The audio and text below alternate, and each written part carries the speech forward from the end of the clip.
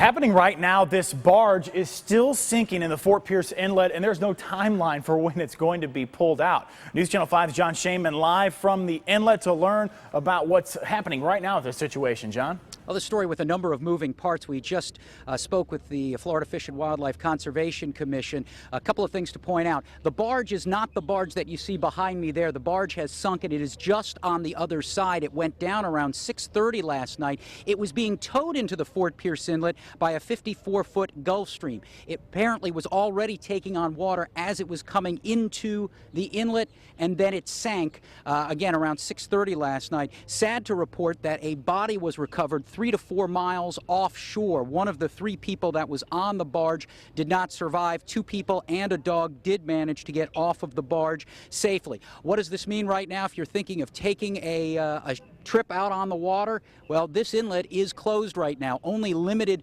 no-wake vessels are being allowed in and out of this inlet, but as to all of boat charters, fishing charters right now, the inlet has been shut down. The Florida Fish and Wildlife Conservation Commission has asked the Army Corps of Engineers now to come in. They've got to get divers into the water to get down there and see what is up with that barge, which we understand is now in 2 pieces. One piece of good news is that the barge is not spewing any pollution.